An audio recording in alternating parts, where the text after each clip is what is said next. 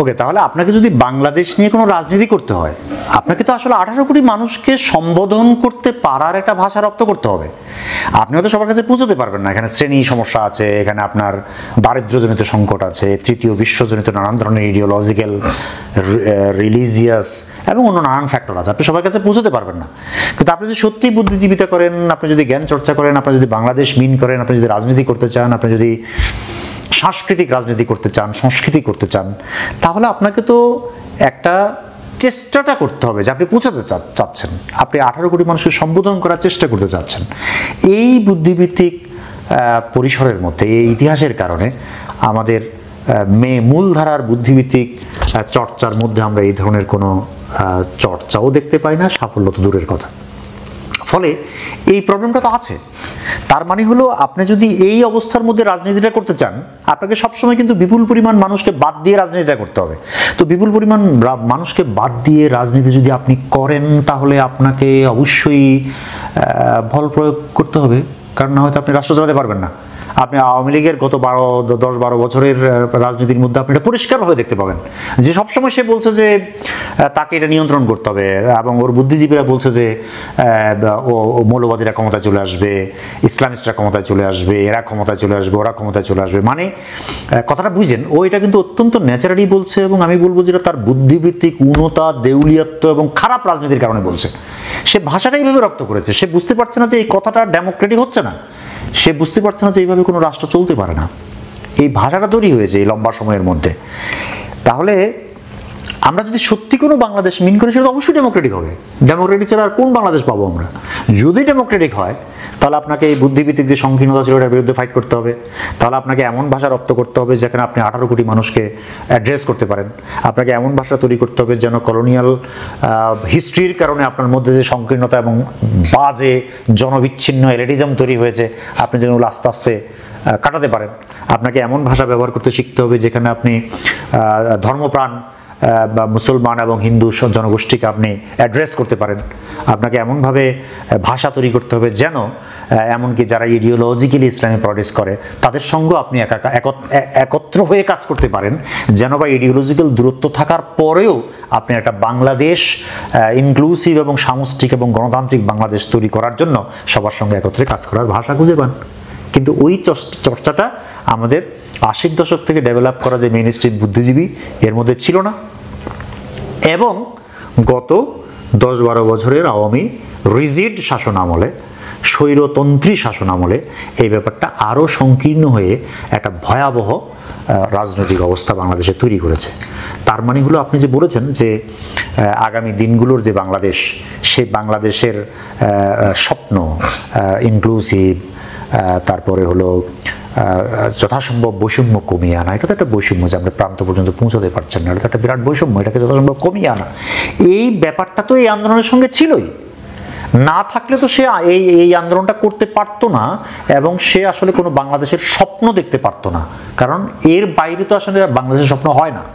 আপনি রিজিড করে এনে, সংকীর্ণ করে এনে অল্প কিছু লোক জোর জবরদস্তি করে একটা শাসন করবেন, এটাকে যারা অনুমোদন করতো তাদের চোখে তো কোনো বাংলাদেশ ছিল না। তাহলে এর বিপরীতে বাংলাদেশটা ছিল, সেই বাংলাদেশ ডেফিনেটলি ইনক্লুসিভ, এবং এই কারণে ইনক্লুসিভ না। এখানে একটা কথা পরিষ্কারভাবে বলে রাখা দরকার, সেটা হলো যে আমি এই আন্দোলনের সঙ্গে আসলে খুব অল্পই সম্পৃক্ত ছিলাম। যেহেতু আমি এমন এক অবস্থার মধ্যে গত 20-25 বছর জীবন কাটিয়েছি, যেখানে আমার সঙ্গে বিচিত্র ধরনের মতাদর্শের এবং ঢাকার রাজনৈতিক অঙ্গনে খানিকটা এবং সাংস্কৃতিক অঙ্গনে, সাহিত্যিক অঙ্গনে প্রায় পুরোপুরি যারা সক্রিয়, তাদের সঙ্গে একটা ঘনিষ্ঠ যোগাযোগ আছে। ফলে সবসময় আমার সঙ্গে এমন অনেক মানুষের দেখা সাক্ষাৎ হয়েছে, কথাবার্তা হয়েছে, আলাপ হয়েছে, যারা এই আন্দোলনের সঙ্গে খুবই 18 সালে যুক্ত ছিল এবং 24 সালেও খুব গভীরভাবে যুক্ত ছিল। আমি আন্দোলনে যুক্ত হয়েছি বলতে গেলে আমাদের টিচার্স নেটওয়ার্ক আছে, এবং ওই যে teachers network, university teachers network, সেখানকার গোটা 4 প্রোগ্রামে আমি যোগ দিয়েছি। আমি ঠিক এটার প্রধান অর্গানাইজার ছিলাম না, অর্গানাইজ করেছে, আমি যোগ দিয়েছি। এটা হলো আমার অংশগ্রহণ। 4 তারিখে সর্বশেষটাতে আমরা যোগ দিয়েছিলাম। টিচারদের একটা সমাবেশে। আর 2-3টা সমাবেশে আমি যোগ দিয়েছিলাম আমার বন্ধুদের, বিশেষ করে রাখাল রাহাদের কিছু কর্মসূচি যেটা শাহবাগে হয়েছিল, এটাতে আমি 2-3টাতে যোগ দিয়েছিলাম। ফলে আমার অংশগ্রহণ খুব সক্রিয় এবং প্রচুর সেটা নয়, কিন্তু যেহেতু আমি ইউনিভার্সিটিতে ছিলাম, যারা আন্দোলন করছিল এরা অনেকে আমার পরিচিত ছিল, আমার স্টুডেন্টের সংখ্যা অনেক, এবং যারা নেতৃবৃন্দ তাদের কারো কারোর সঙ্গে আমার পরিচয় ছিল, এবং আমার যেই সহকর্মীরা খুবই সক্রিয় ছিল স্টুডেন্টদের সঙ্গে, তাদের সঙ্গে আমার যোগাযোগ ছিল। ফলে আমি ব্যাপারটা সম্পর্কে জানতাম এবং নজর রেখেছিলাম। আরেকটা হলো যে আমি হলের সঙ্গে যুক্ত ছিলাম, ফলে আমি আরও ভালোভাবে জানতাম যে হলের ছেলেরা অংশ নিচ্ছে এবং তারা ভিতরে এবং বাইরে কী ধরনের সংকটের মধ্যে পড়েছে।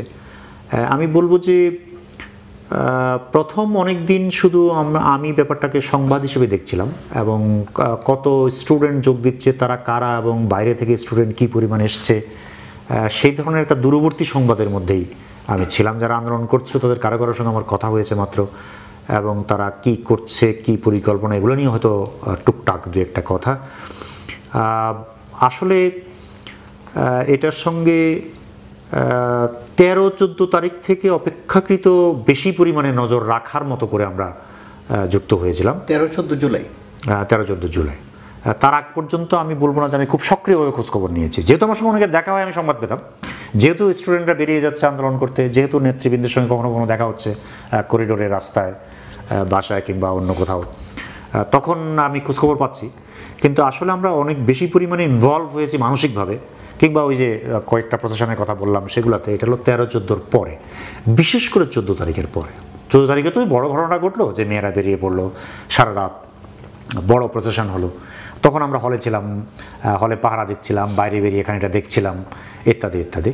এবং 15 তারিখে ওই যে খুব বহিরাগত গুন্ডারা আক্রমণ করলো এবং বিশেষ করে মেয়েদের আক্রমণ করলো, সেটার কতগুলো ফটোগ্রাফ খুবই বিখ্যাত হয়ে গেল, আসলে খুবই নির্মমতার স্মারক হিসাবে বিখ্যাত হলো এবং সবাইকে অনুপ্রেরণা দিল।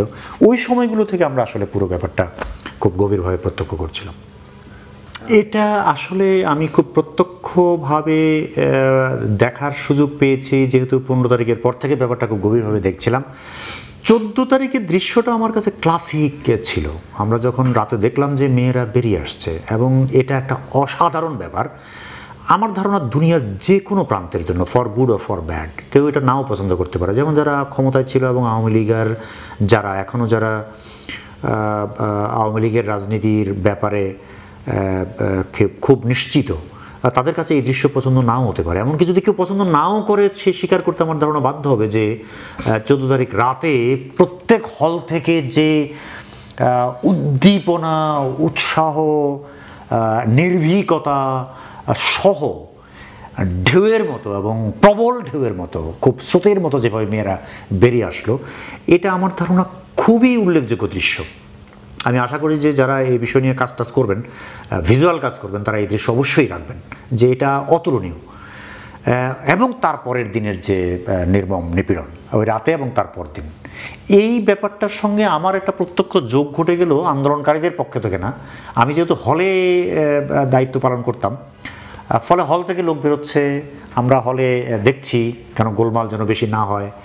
যারা বাইরে থেকে ঢুকছে আমরা একটু পাহারা দিচ্ছি। তখন ইউনিভার্সিটি কর্তৃপক্ষ খানিকটা নমনীয় ছিল তখন, কারণ আন্দোলনটা তখন তো সরকার বিরোধী পর্যায়ে যায় নাই। ফলে এখানে যেন গোলমাল না বাড়ে, যেহেতু সংখ্যাগরিষ্ঠ স্টুডেন্ট নেমে গেছে, ফলে এটা বোঝার মতো কাণ্ডজ্ঞান ইউনিভার্সিটিতে ছিল যে আসলে এটাকে আরও গোলমালের দিকে যেতে দেওয়া যাবে না। ফলে আমরা দেখছিলাম যে যেন সমস্যাগুলো না হয়, এই ব্যাপারগুলোর সঙ্গে আমি যুক্ত ছিলাম, বাইরে এসে দেখছি ইত্যাদি। এবং পরের দিন তো আসলে ইউনিভার্সিটি বন্ধ করে দেওয়া হলো।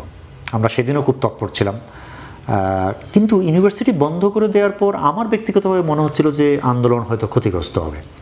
তাহলে আমি একটা পর্ব বললাম হলো যে 14 তারিখ রাতে মেয়েদের বেরিয়ে পড়া, সেটা অভাবনীয় ছিল। হলগুলোতে যেই ঘটনাগুলো ঘটেছিল, সেই ঘটনাগুলোর আসলে সিম্বলিক মূল্য সারা বাংলাদেশের মানুষকে একাত্ম করার জন্য সিম্বলিক মূল্য অসাধারণ। পরের দিনের যে মেয়েদের মার খাওয়ার ছবিগুলো যে ভাইরাল হলো, এগুলোর সিম্বলিক ভ্যালু অসাধারণ। তারপরও 17 তারিখে যখন ইউনিভার্সিটি হল বন্ধ হয়ে গেল, আমি তখন খানিকটা ভেবেছিলাম এরকম যে হয়তো আন্দোলন খানিকটা গতি হারাতে পারে, যদিও 16 তারিখে আবার বাই দিস টাইম বড় ধরনের ঘটনা ঘটে গেল রংপুরে। এবং সম্ভবত রংপুরে ওই ঘটনা ঘটার কারণে আমি যেটা বহুবার লিখেছি যে এই মুভমেন্টের সবচেয়ে গুরুত্বপূর্ণ প্রতীক আসলে পাওয়া গেল রংপুরে, আবু সাইদের বুক চিতিয়ে পুলিশের সামনে দাঁড়ানো। এই ব্যাপারটা ঘটার কারণে এবং আরও কিছু মৃত্যু ঘটার কারণেই হয়তো ইউনিভার্সিটি বন্ধ করে দেওয়ার পরও এটাতে এক বিন্দু তা আসলে কোনো প্রকার ক্ষতির বা এই আন্দোলন নমনীয় হওয়ার কোনো আলামত পাওয়া যায়নি। বরং আমরা অসাধারণ ঘটনা ঘটতে দেখলাম 18 তারিখে, যেদিন প্রাইভেট ইউনিভার্সিটিগুলো হয়ে উঠলো আন্দোলনের কেন্দ্র।